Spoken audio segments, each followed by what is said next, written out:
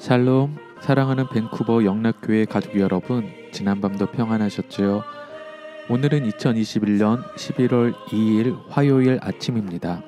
말씀으로 하루를 여는 내 영혼의 햇빛 비치니 경건의 시간을 시작하겠습니다. 오늘도 하나님과 동행하는 은혜와 평강의 하루 되시길 기원합니다. 오늘 찬양은 찬송가 292장 주 없이 살 수 없네입니다. 함께 찬송하겠습니다.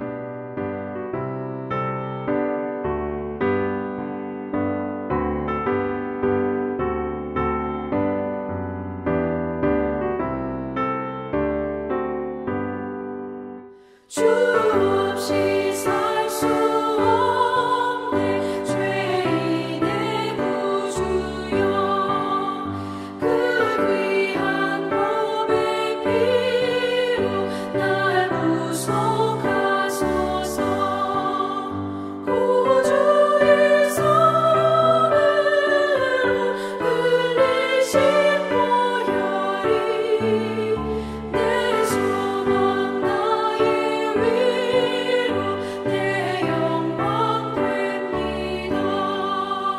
주 없이 살 수 없네 나 혼자 못 서리 힘없고 부족하며 지혜도 없도다 내 주는 나의 생명 또 나의 힘이라 주님을 의지하여 지혜를 얻으리.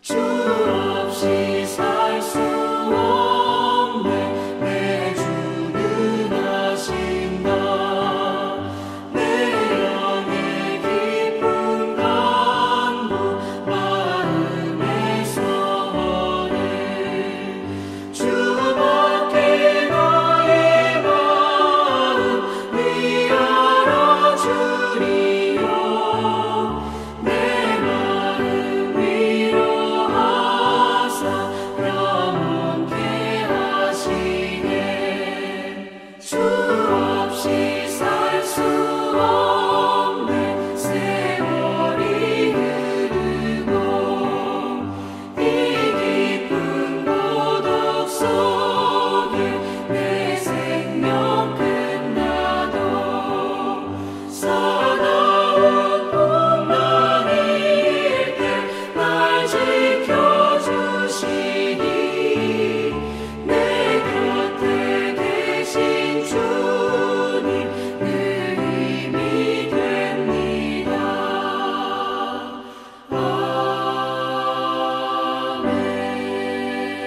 아멘.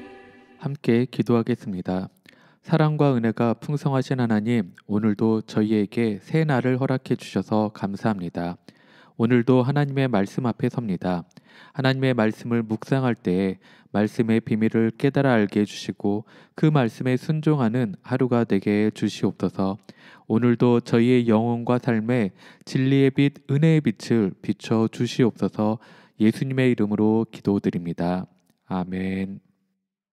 이제 말씀 묵상 본문을 봉독하겠습니다. 오늘 본문은 사사기 1장 11절부터 21절까지 말씀입니다. 11절입니다. 거기서 나아가서 드빌의 주민들을 쳤으니 드빌의 본 이름은 기럇세벨이라. 갈렙이 말하기를 기럇세벨을 쳐서 그것을 점령하는 자에게는 내 딸 악사를 아내로 주리라 하였더니 갈렙의 아우 그나스의 아들인 온니엘이 그것을 점령하였으므로 갈렙이 그의 딸 악사를 그에게 아내로 주었더라. 악사가 출가할 때 그에게 청하여 자기 아버지에게 밭을 구하자 하고 나귀에서 내림에 갈렙이 묻되 내가 무엇을 원하느냐 하니 이르되 내게 복을 주소서. 아버지께서 나를 남방으로 보내시니 샘물도 내게 주소서 하매 갈렙이 윗샘과 아랫샘을 그에게 주었더라. 16절입니다. 모세의 장인은 갠 사람이라 그의 자손이 유다 자손과 함께 종려나무 성읍에 올라가서 아란 남방의 유다 황무지에 이르러 그 백성 중에 거주하니라. 유다가 그의 형제 시므온과 함께 가서 스밧에 거주하는 가나안 족속을 쳐서 그곳을 진멸하였으므로 그 성읍의 이름을 호르마라 하니라.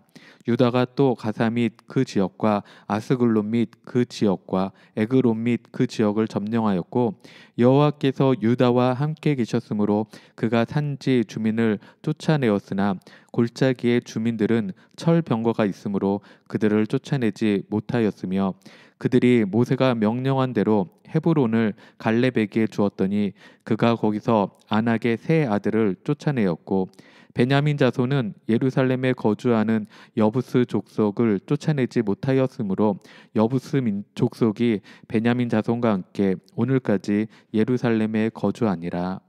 아멘. 함께 봉독한 사사기 1장 11절부터 21절까지의 전체 줄거리가 무엇인지 살펴보겠습니다. 11월부터는 사사기의 내용으로 말씀 묵상을 합니다. 본문을 들어가기 전에 사사기에 대해 간단하게 살펴보도록 하겠습니다. 사사기는 말 그대로 사사들의 이야기를 담은 책입니다. 사사는 이스라엘 민족이 가나안 땅에 들어가서부터 왕이 세워지기 전까지 이스라엘 백성들을 지도했던 정치적, 군사적 지도자를 말합니다. 사사라는 말에는 재판하다, 구원하다라는 의미를 가지고 있어서 재판관 또는 구원자로 불리기도 했습니다. 왜냐하면 하나님께서 사사를 세우신 목적이 이스라엘이 주변의 나라들로부터 공격받을 때마다 이들을 구원하시기 위해 사사를 세워주셨기 때문입니다. 사사는 이스라엘 전체를 다스리기보다 지역적으로 다스렸고 세습되지는 않았습니다. 사사기는 이스라엘이 왕이 다스리는 나라, 왕정 국가가 되기 전 350년 동안의 과도기를 다루는 책입니다. 그때 왕이 없었기 때문에 사람들이 마치 자신이 왕이 된 것처럼 제멋대로 행동했습니다. 그래서 사사기는 전체적으로 분위기가 어둡고 읽는 내내 마음이 불편하기까지 합니다. 사사기에는 반복되는 내용이 7번 나옵니다. 반복되는 내용을 한 사이클로 봤을 때 7번의 사이클이 사사기에 나온다는 것입니다. 반복되는 내용은 이렇습니다. 첫째는 이스라엘 백성이 하나님을 버리고 우상 숭배하는 내용입니다. 둘째는 이런 이스라엘 백성을 이방 민족들을 통해 압제, 고통을 받게 하십니다. 셋째는 그 고통 가운데 이스라엘 백성들은 하나님께 회개와 구원을 간구합니다. 넷째는 이들의 간구를 들으신 하나님께서 사사를 세우셔서 구원하시는 내용입니다. 마지막으로 다섯째는 이스라엘 백성이 약간의 안식과 평화를 누리는 내용입니다.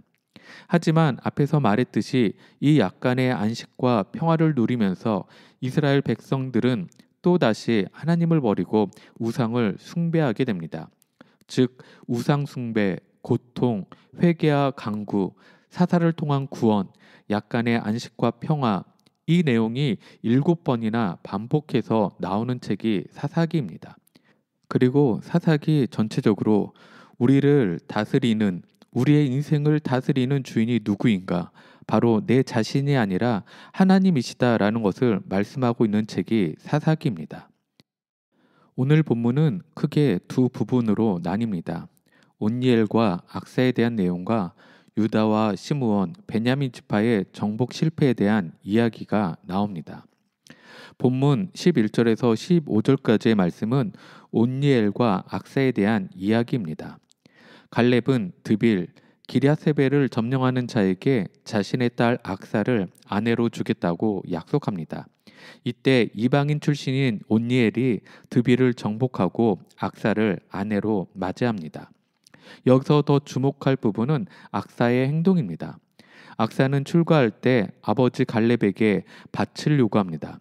그래서 남방 땅을 받습니다. 뿐만 아니라 셈도 요구하여 윗셈과 아랫셈을 얻습니다. 왜냐하면 가나안 남방 지역은 메마른 지역이기에 샘물이 절대적으로 필요했기 때문입니다.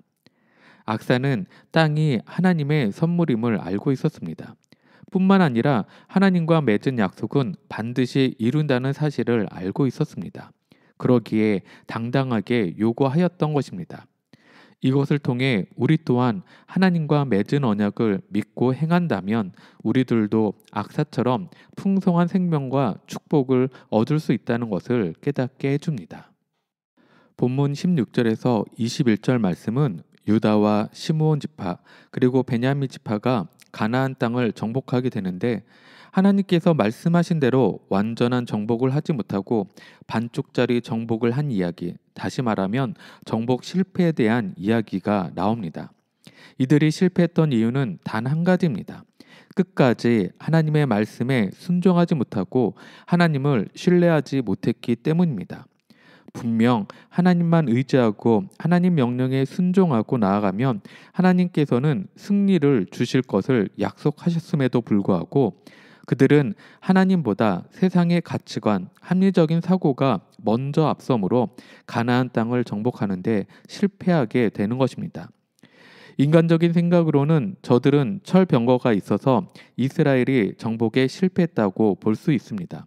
그러나 아무리 그들이 이스라엘보다 강력한 무기를 가지고 있다 하더라도 하나님이 이미 그 땅을 주시기로 하셨습니다.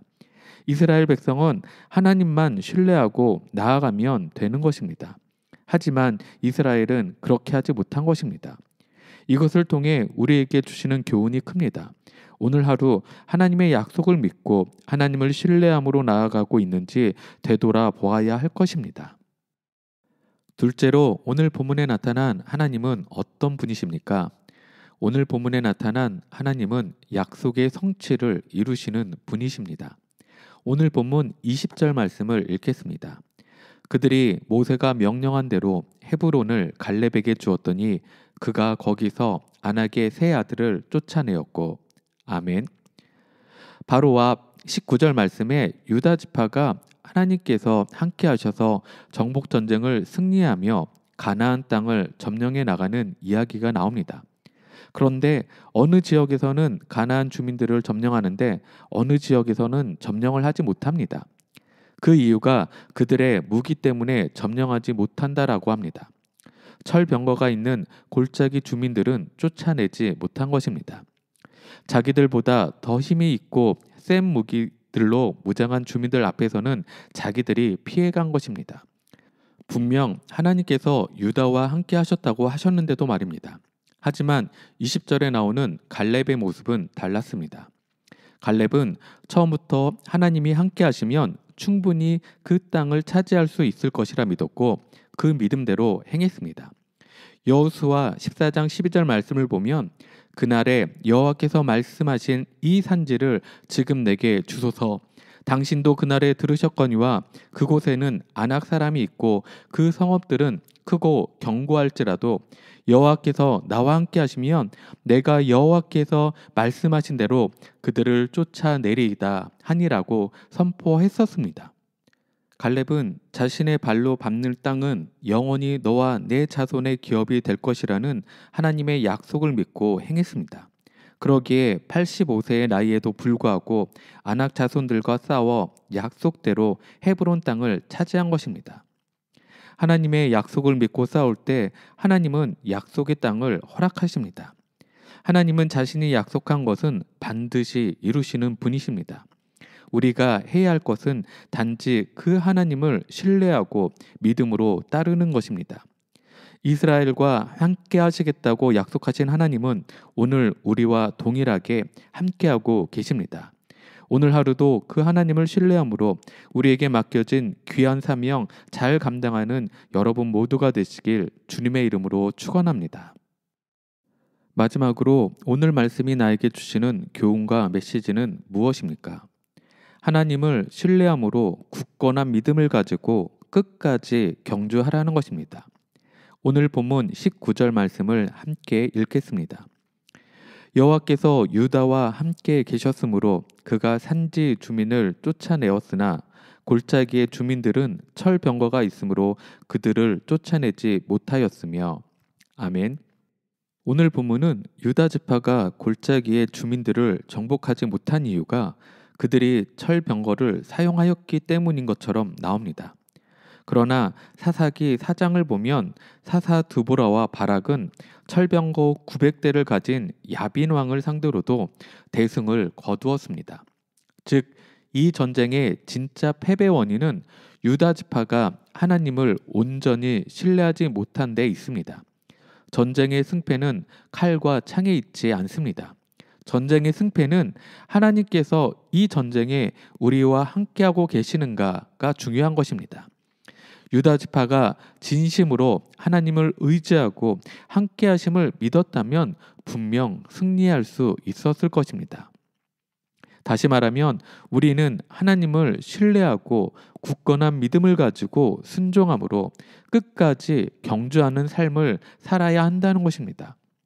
완전하신 하나님 앞에 나아가 내 인생의 주인이 내가 아니라 하나님이심을 인정하고 나를 위해 십자가를 지시고 구원시키신 그 놀라운 은혜를 깨달아 하나님의 자녀로 살아가야 하는 것입니다.